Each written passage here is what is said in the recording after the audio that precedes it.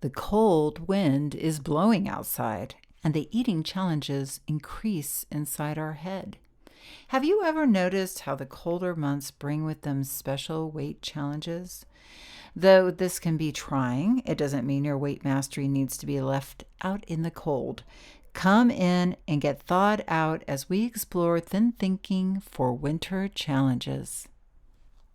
Did you know that our struggle with weight doesn't start with the food on your plate or get fixed in the gym? 80% of our weight struggle is mental. That's right. The key to unlocking long-term weight release and management begins in your mind. Hi there, I'm Rita Black. I'm a clinical hypnotherapist, weight loss expert, best-selling author, and the creator of the Shift Weight Mastery process. And not only have I helped thousands of people over the past 20 years achieve long-term weight mastery, I am also a former weight struggler, carb addict, and binge eater. And after 2 decades of failed diets and fad weight loss programs, I lost 40 pounds with the help of hypnosis. Not only did I release all that weight, I have kept it off for 25 years. Enter the Thin Thinking podcast, where you too will learn how to remove the mental roadblocks that keep you struggling. I'll give you the thin thinking tools, skills, and insights to help you develop the mindset you need, not only to achieve your ideal weight, but to stay there long term and live your best life. Hello, everybody. Come on in. As this is airing, it is early in November, and I am starting to see my winter crop of lettuces and turnip greens and collard greens start to emerge. And I know I'm lucky to have a winter garden, but I realized that if I didn't have a winter garden, if I was a gardener in the northern part of the country where it's colder, or in Canada, I would have a break in the winter time. Some of my winter gardener friends say what fun it is in the spring or in the winter, in the dead of winter, to look through the seed catalogs and just fantasize about the spring and the summer flowers and vegetables, but they get that little break. So here in Los Angeles and California, we don't get that winter break. We are, we could take the winter break, but I choose to plant because this is a very exciting time of year, because it's when we eat greens and lettuces and all those leafy things that really wouldn't stand up in the summertime. So it is a different challenge here, and I love it. And now I'm going to move on from gardening, because I can hear some of you rolling your eyes. I get sidetracked. But I was going to share with you my morning drink that does include greens. So once the greens grow up, last year we had a huge crop of collard greens and turnip greens, and I'm hoping for the same this year. And because I put them in my morning shake, and people have asked me, well, what's in your morning drink, Rita? So I'm going to share it with you. It sounds a little weird because I put a lot in. This shake is really for longevity, so I've got lots of things in here, and I feel like it's really great for immunity and energy. So I put in greens, like a big handful of greens. I go out into the garden, I snip the greens. Now in the summer, I don't. I have a bag of kale, or I have a bag of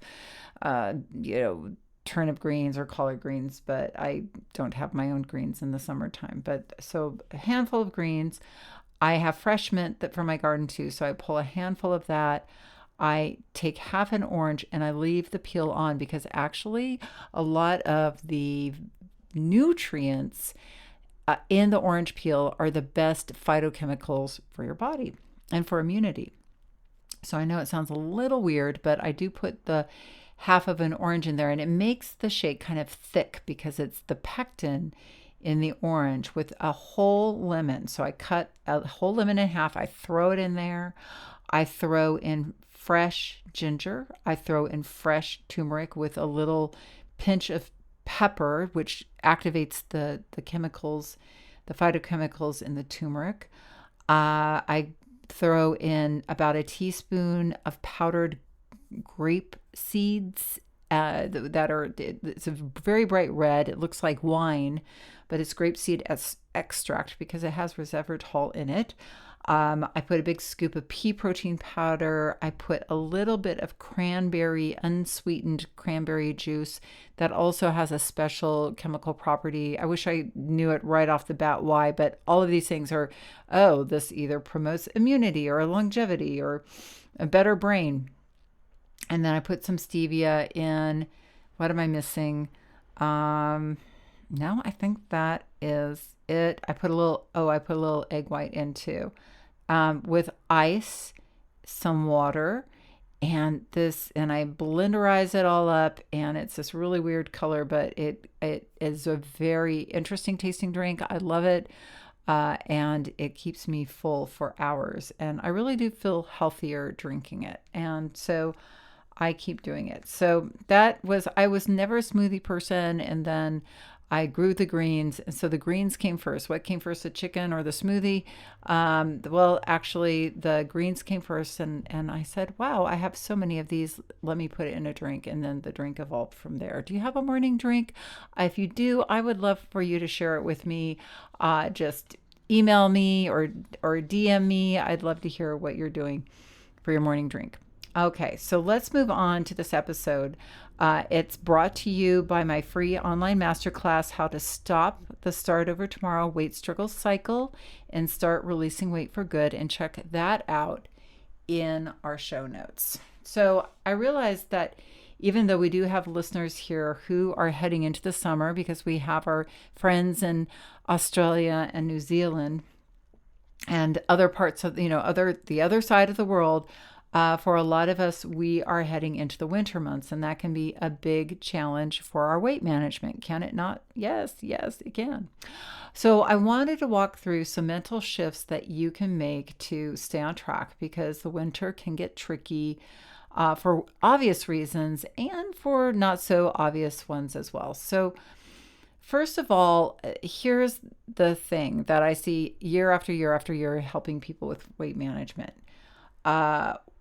People will head into the winter hoping to do good because they've been maybe getting some speed, some steam from the summer and into the autumn months, the longer days. They've been working out. They've been eating the healthy salads. So they're feeling good. They've released some weight. And they're like, okay, I'm going to go into the winter and it's going to be the same and I'm going to just do so great. But what I would recommend is, because I see this happening, is we head in, but we aren't really, we're hoping for more of the same rather than really acknowledging we're going into a whole other season. Our brains are changing, our bodies are changing with the seasons, and we really do need to adapt a whole new mindset around the winter. So instead of hoping to do good but not really creating it, we want to create a fantastic, healthy, continuing our weight release journey or our weight maintenance journey or weight mastery journey.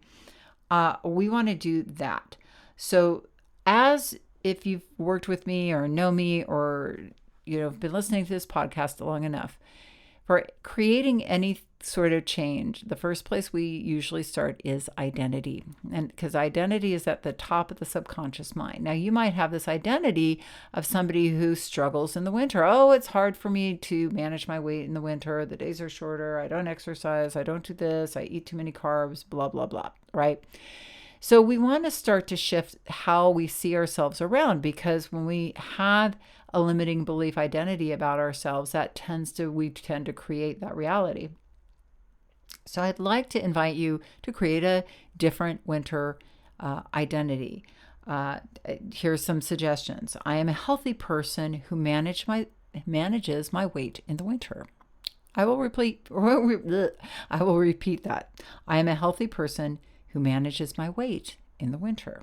That was kind of a tongue twister. Or here's another tongue twister. I am a winter weight mastery warrior. And I'll say that again. I am a winter weight mastery warrior.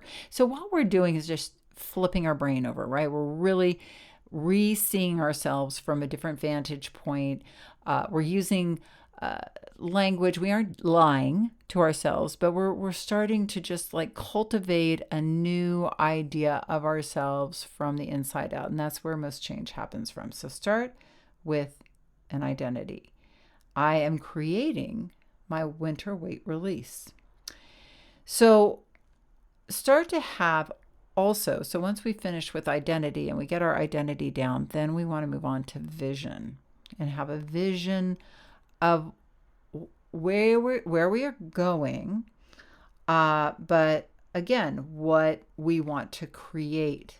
Now we're going to do a vision at the end, so hold on.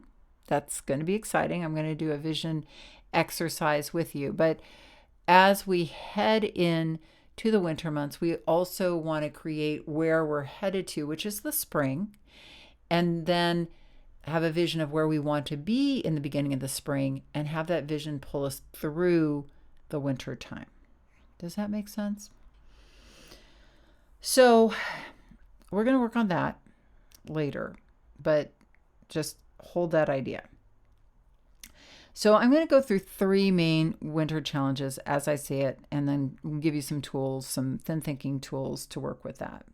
So obviously, up here where we are, the days are getting shorter. I'm, going out in the morning, my morning hikes. I usually start hiking maybe at 6:30 or 7 in the morning. Now when I do that, it's dark. And so we have to push that back a little, makes it a little more time challenged. We get up to, I hike in this beautiful place called Bronson Canyon in Los Angeles. It's in Griffith Park. And it is, there are coyotes, there are owls hooting when it's dark outside. So me and my hiking partner, we're brave, but there are people up there at 4:00 in the morning hiking up there. I was like, wow, how do these people do it? They have the little flashlights on their head. Maybe you're one of those people. I certainly am not. I get a little creeped out in the dark, but it's just turning right now. So we get up there, and by the time we're 1/8 of the mile in, the sun is rising, and it's beautiful, and it's amazing to watch the sunrise in the morning as you're hiking. And I always had this dream that that's who I would be, as this person who would wake up and go hiking in the morning. And my dream came true. Isn't that cool? I had this vision many years ago, before I even lived in Southern California, a place where you can hike all year round, which is quite extraordinary. In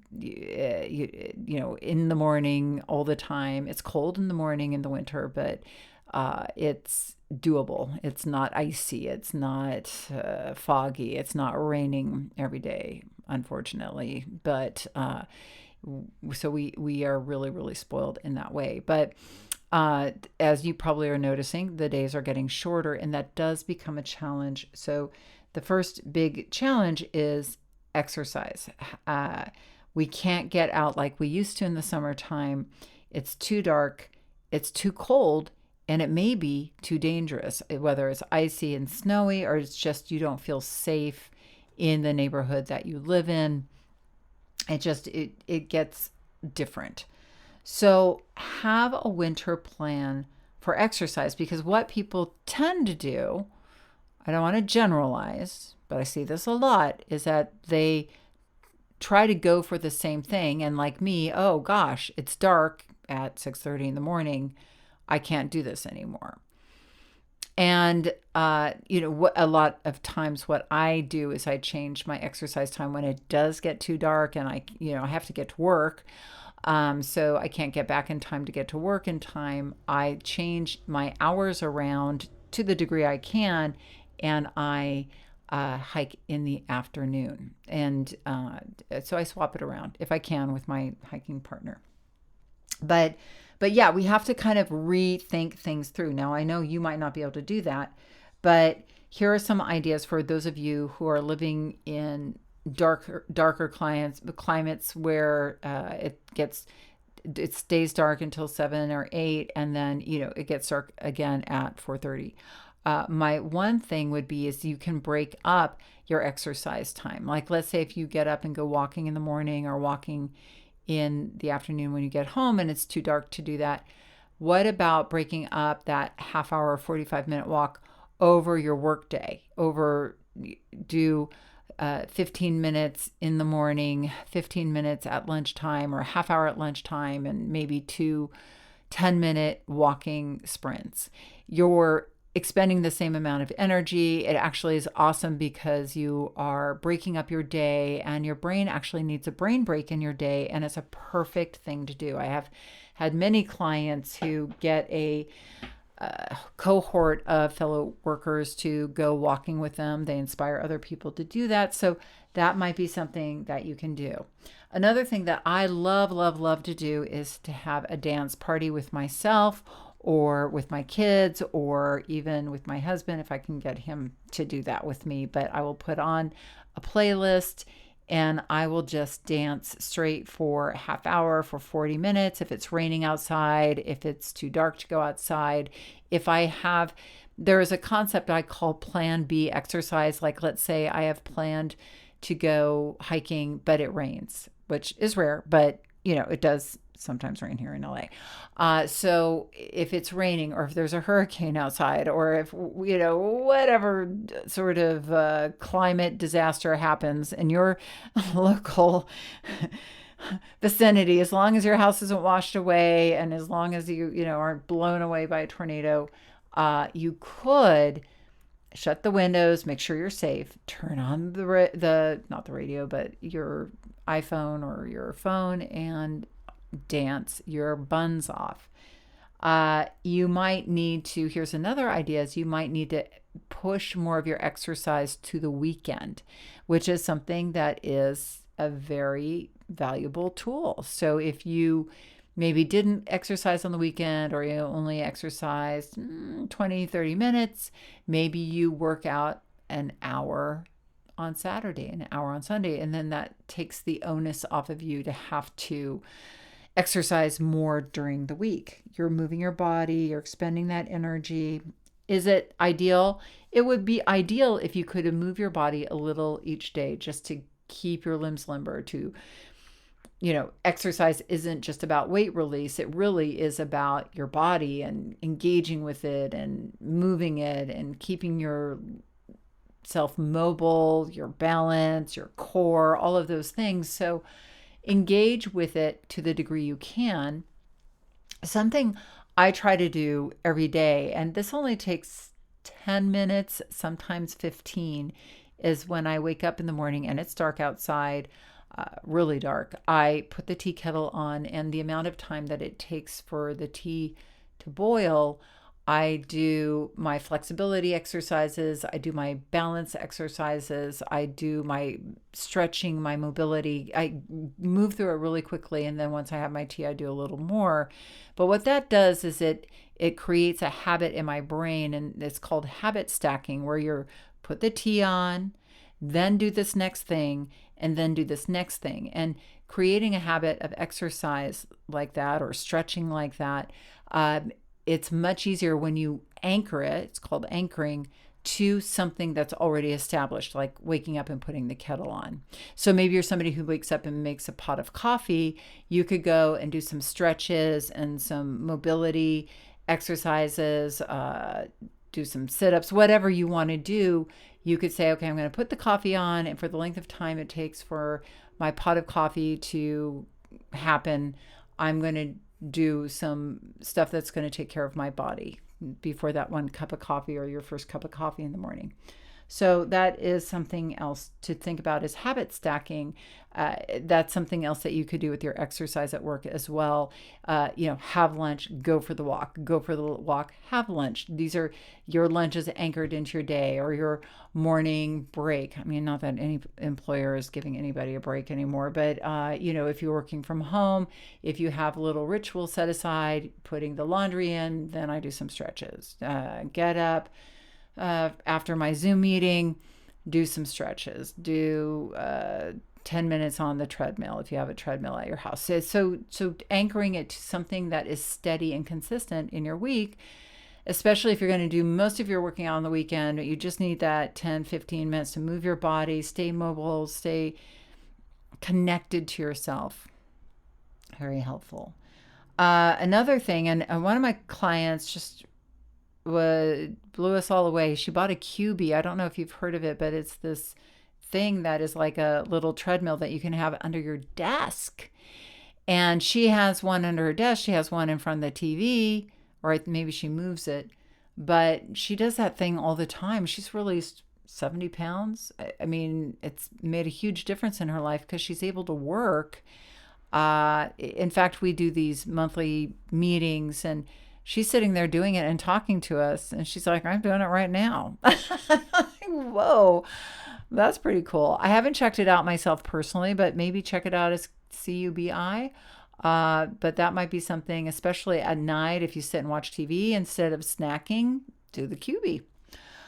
Okay, so yeah, and this idea of plan B exercise, I love it so much because if I don't get my exercise in, then that just means I've got that plan B, which is usually my dance party, which is usually doing a half-hour yoga session or high intensity interval training session on YouTube. If I can't get to the gym, if I can't do my hiking, that will be my plan B for that day.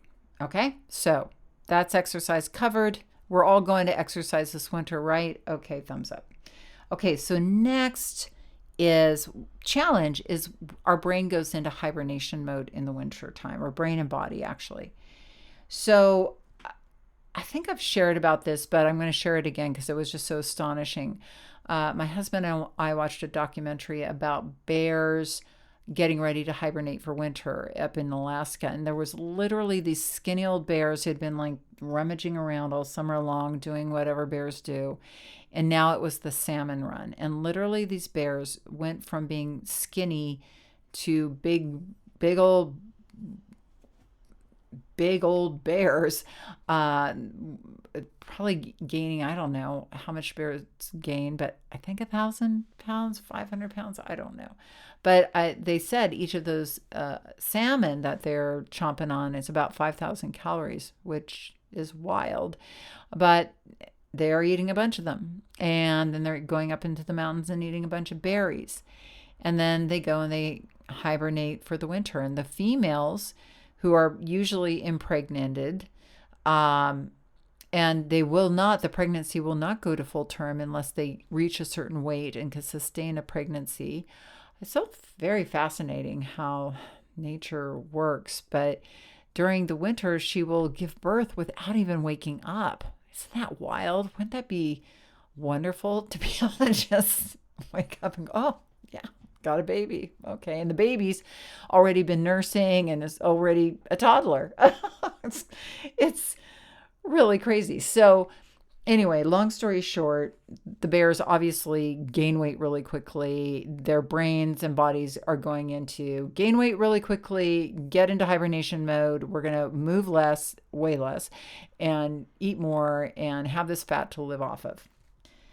Research shows that we are driven biologically to eat more heavy comfort foods in the wintertime to store weight. And that shut-off valve for eating just gets a little less cut offy in the winter time. So, and haven't you noticed that that salad that you just thought was the best thing in the world in July just ain't so tasty seeming in the cold winter days of January? It seems kind of silly and ridiculous. So I want you to think of creating healthy hibernation foods and also creating your own shut-off valve. You know, make your cave a healthy one. Mentally think of your house as your cave and be protective of it like a mama bear, even against that inner rebel in your head. You know, beware when you go to Costco, right? There's this whole Costco study that says, you know, it's kind of like that. It goes along with that hibernation mentality. We're like stocking up and our brain knows all that food is there. So it's just going to keep grazing and grazing and grazing. So one way to kind of create that shutoff valve is to create a not an option food list of foods that you will not allow in your house, no matter what, your trigger foods, right? These are foods that you're always snacking on, that are really low in nutrients, high in gackiness, gacky meaning non-nutritive value, that we tend to get into addictive eating cycles with them. And really not to look at this as you're depriving yourself, but you are thriving because you choose to. You're not a victim, you're not sad, but proudly being a fierce mama bear, advocating for that vision of that healthier, slimmer, free, confident you in the springtime. You really want, with this mama bear image of yourself, is to also see your inner rebel as sort of a child, and a mother with a child saying, I'm having a bit of a tantrum. I want this, I want this, I want this. Well, a mother kind of watches her child and it's like, kind of waits for the tantrum to be over. And it's like, okay, are you done now? Okay, we're going to move on. So really have that image of that inner rebel as like, also a childlike part of yourself, and say, oh, that sounds really yummy, but we're not going to go there. We want to be healthy and strong and free. So really guiding yourself powerfully through those moments. So look at your pantry and get out the stuff that doesn't serve you, the trigger foods. Why would you have them in there? I'm talking fierce advocating for your vision and for you, your health, how you feel about yourself. Because let's face it, when we're overeating those gacky refined foods, we feel like crap. We feel like shit about ourselves. Pardon my French, but don't we? We're mad at ourselves. We're beating ourselves up. I want you to feel good all winter long and feel proud and feel confident about the way that you're taking care of your body. So get the crap out of the stuff that takes the power away from you. Why would you have it in your house? If that puts you in that hyper eating mode. I'll tell you my own little quick story about my own having to just say no. There were two foods when I was living in England that were my trigger foods: marmalade and McVitie's. And if any of you are British, you know what the hell I'm talking about. So British marmalade is the best. Sorry, everybody else who makes marmalade, but it just rocks. And I can never eat it, because if I do, I will eat it all and then go and find another jar and eat that too. We were staying, my husband and I, one summer, were taking care of this house. We were, I guess, housekeepers. We weren't servants, but one of my buddies from London, his dad owned this estate out in the country, and the people who were taking care of the estate, they had to go back to Australia for the summer, and they needed somebody to take care of this 16th century big estate. And my husband and I were like, we'll do it. Why not? Little did we know, oh my gosh, there was how many bathrooms did this place have? And I was cleaning them. Oh my gosh, I would have never taken that job had I known how much work was truly involved. We thought, we'll have our friends over, we'll have some parties, whatever. But so in this house, there were all these jars of marmalade. I don't know, the guy who owned the house, the dad, he was overweight actually, and he was way into food, and there were just so many jars of homemade marmalade. And then McVitie's, that was the thing I would get, and I would always be like, because I was struggling with my weight, I'll be like, I'm only going to eat one McVitie and that will be my treat. But I can't eat one. I will eat the whole sleeve of McVitie's.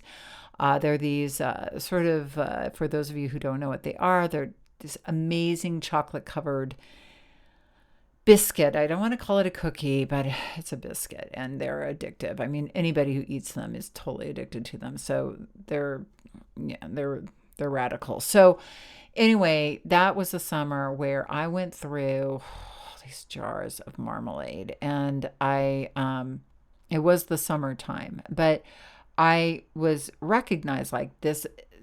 it brought me to my knees. And so I had to literally say, uh, you know, no more marmalade. I got it out of the house. I put it back in the stable. Yes, this place had stables and all this stuff. And I just took it, I moved it. I couldn't be with it anymore. And I had to say no to McVitie's. I had to, because my brain wouldn't shut off about them. So I'm sure that there are foods, if you're struggling right now in your cupboard, that you think maybe one day you're going to be able to manage it. And maybe you think it's the winter and I'm just only going to have one. Don't kid yourself. If it's a trigger food, if it's something you eat one of, or you eat one and then you eat the whole thing, chances are you're not going to heal your relationship with it, at least right now, at least in the winter. But most trigger foods are your trigger foods for life. So do yourself a favor, get the foods that take your power away from you out of the cupboard, and put in foods that work for you, that stabilize and nourish you. Okay? And you never have to go through all those jars of marmalade again.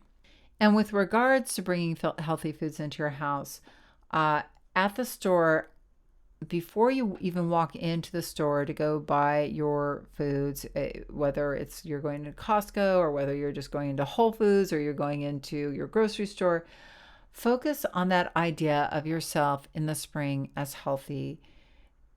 And think about your winter healthy identity. I'm a winter warrior, winter weight mastery warrior.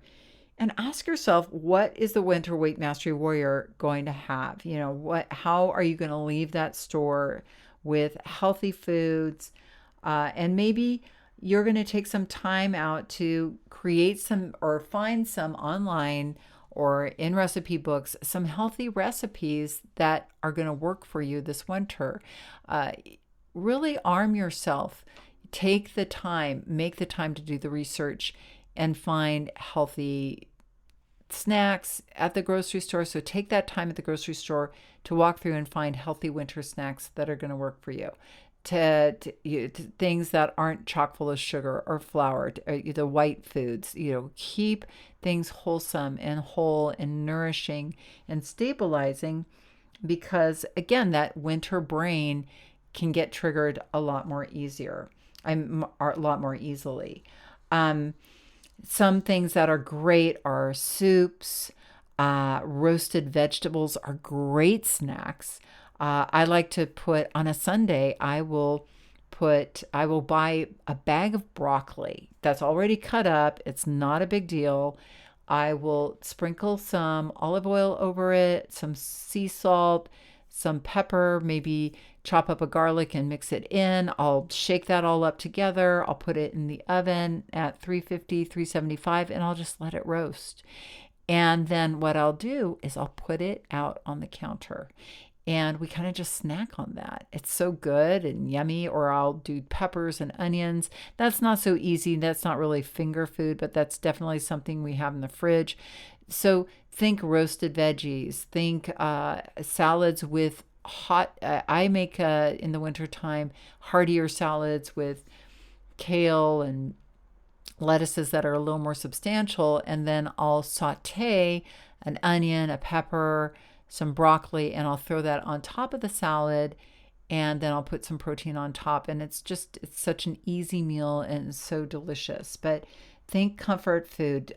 Yogurt, like Greek yogurt with pumpkin pie spice over a roasted apple, which you can literally slice up an apple, throw it in the microwave for 3 minutes, voila, there's your roasted apple. Or a sweet potato, all this stuff. It's oatmeal with there's a recipe I love. It's so easy. You make oatmeal, just oatmeal. You can throw oatmeal with some water in the microwave and make oatmeal, and then take that oatmeal and add, if you get a carton of egg whites, you'd add some egg whites, maybe about a half a cup to a half a cup or 3/4 of a cup of cooked oatmeal.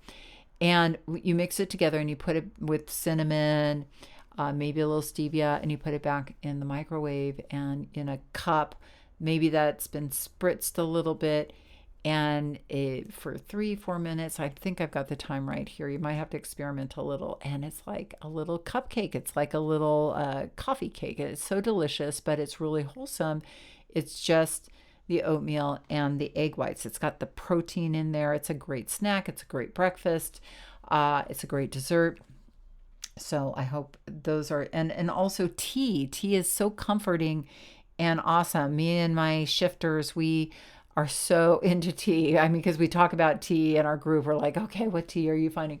There's the pumpkin pie spice tea, there's the peppermint tea, there's all the different amazing teas that are comforting and warm and are so great when you're stressed out or feeling emotional. And or distracted, or you just want to find things that are hot and filling, but nourishing and not going to fill you up, overfill you up. So one thing that you can do also is just create that shut off valve. One way you can do that is to fast after dinner, right? So that's an easy shut off valve, because again, the winter is a time where we're maybe snacking a lot at night, watching TVs, comfort foods. So dinner ends and then begins then I'm going to do popcorn, then I'm going to do sweet food, then I'm going to do a crunchy, salty food. So breaking that cycle by focusing on fasting is your own sort of inner shut off valve. And rather than trying not to eat, focusing on fasting because it's active, it's something that you're doing. And again, keeping that vision and being that mama bear of your cave. So the last one I want to discuss with you, the third and final thing that can be a challenge in the wintertime is SAD, right? SAD, seasonal affective disorder. And I have SAD, like that is just my genetic makeup. If I live in darker climates, when I lived in London, I was really depressed from January until late March. Symptoms of SAD include abnormal lack of energy, sadness, like consistent sadness, excessive sleepiness, increased appetite, yes, increased cravings for sugary and carb-rich foods. So, needless to say, some people don't even know they have SAD. If this sounds like something you might have, you might want to check it out with your doctor or talk to somebody about it. Here are some treatments include, and this is something my sister does because she lives outside of London, and she's got the same genetic propensity as me. She's managed to live in England a lot longer than me. I was like, I have to get out of here. I love this country, but I can't take it. And same with when I was growing up in Seattle. Now I know why I ate all winter long. I couldn't take it. It was crazy. So, light therapy is very, very helpful. Exercise, awesome. Very, very good and very impactful for this. And of course, I wasn't exercising when I was living in London. Not really. And, exercising, walking to the store and getting food and back. But vitamin D is something, but it's something if you think you have SAD and you're feeling vulnerable, here's something else that you can do. You can spend some self-care time each day, tuning in, reflecting. You can light a candle, especially when you're feeling like it's too dark, and take a bath, journal, and get your feelings out and focus on what you have to be grateful for. This is really, really great to do at night or in the morning, especially in these dark winter months. Get social, maybe since we don't go out as much, and I know I have clients who live in places like Minnesota where sometimes the snow is on the ground and it's a lot harder to get together or have group get-togethers in the winter. So why not do socials like kind of what we did in the pandemic was, just had a weekly get together with our friends on Zoom. And why not do that in the winter as well, especially when it's hard to get, out with other people in the evening, especially when the roads might be too icy. It just might be too hard. Volunteering is another great way to give back. We feel good about ourselves when we're volunteering. It always feels good to be good Samaritan. We can pick up trash in our neighborhoods. We can feed the homeless. That's something that we do every Saturday night, as we make sack lunches for the homeless. And then get some comedy. Have some comedy on standby. This is something I do. I have Saturday Night Live or my favorite comedians on YouTube ready to go. So if I need a little pick me up in my day, instead of going and getting a snack, I'll just binge watch 15 minutes, 10 minutes of Saturday Night Live or one of my comedians. I laugh, I get a little brain break, I refresh myself, and it's comfort laughing instead of comfort food, and it feels so good. It actually feels way better than going and getting a snack, especially if I wasn't hungry. So another thing that you can do is get your bedtime regular, and you maybe would really benefit from taking a nap, and just to make sure that you're getting enough rest and restoring every couple of hours. So here's the thing. I want you to know we can create a powerful winter, right? Are we together on this? We can create a healthy, powerful, fulfilling winter where we go through it staying on our weight release goals, feeling empowered, learning stuff about ourselves and our relationship with food, showing up for ourselves like a mama bear. We can really do this. So let's do a little vision exercise. We'll do it, and I'm going to give you. So we'll create a vision, and then I'll give you some mantras, or I'm going to say a sentence, and then you can repeat it back inside your own mind. Okay, so this is sort of meditative, and it's just to create that vision of the you that you're taking out into the spring. So just take a nice deep breath in and let that go, and just begin to tune into your body. Just notice all the sensations that are going on in your body. Don't put too much pressure on yourself to get into a deep, relaxed state. This is just a visualization for you to do at any time, in any place. So just noticing that body of yours slowing down. Tune in to your heartbeat, the beating of your heart.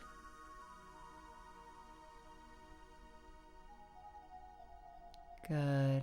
And tune into the rising and falling of your diaphragm and chest as you breathe in and breathe out.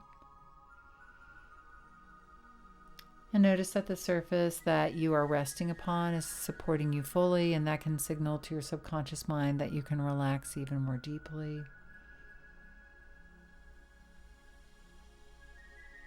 Notice the texture and temperature of the shoes or whatever is up against your feet.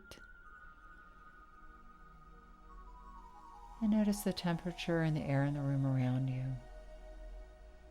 And as you continue to relax, allowing each relaxing breath to follow the next relaxing breath, I'd like you to bring to your mind a vision of you in the spring, maybe around the end of April, a number of months from now,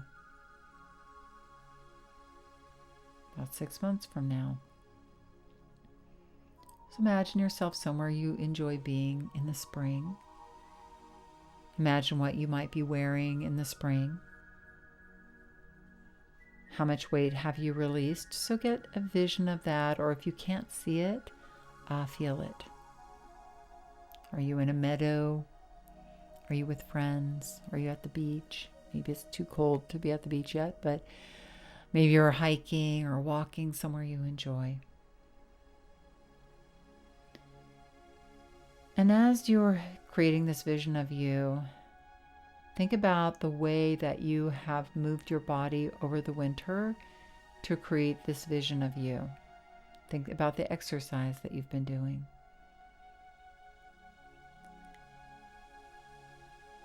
And now think about all the healthy foods that you've been choosing to have. Maybe the vegetables, maybe the healthy proteins, the fiber-rich foods. Imagine walking by unhealthy foods in the grocery store. Just imagine taking a deep breath and just walking by and being so proud of yourself. And now just imagine yourself fasting after dinner, getting up from the dinner table and just being done. Okay, I'm done with the day. Next time I'm going to eat is tomorrow, and food isn't an option between now and then, and feeling empowered by that, just like a mama bear. And imagine taking some loving self-care time for yourself.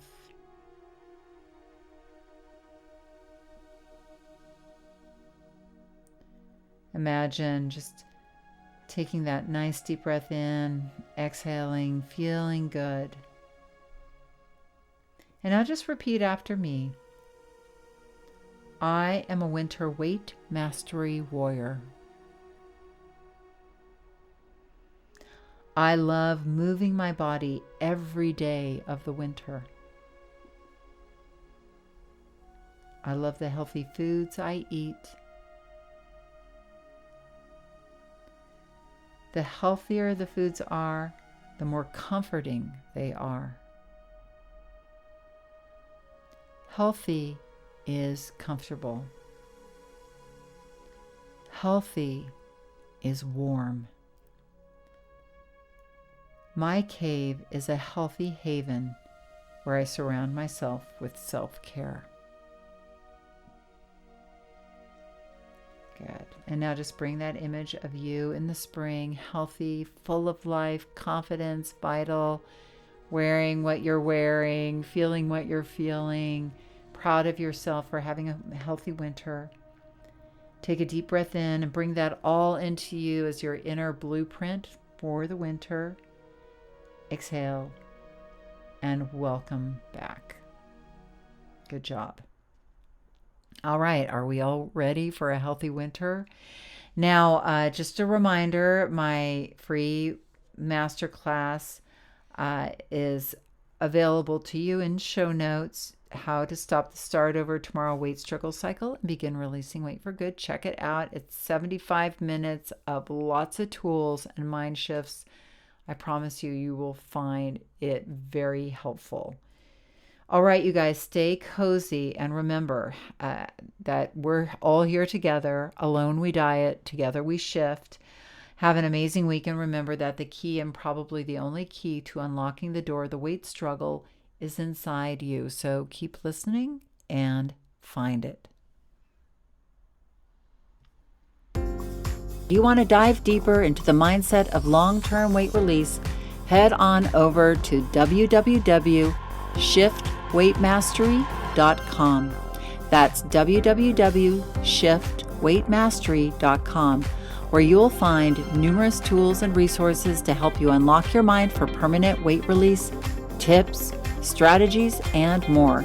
And be sure to check the show notes to learn more about my book, From Fat to Thin Thinking: Unlock Your Mind for Permanent Weight Loss.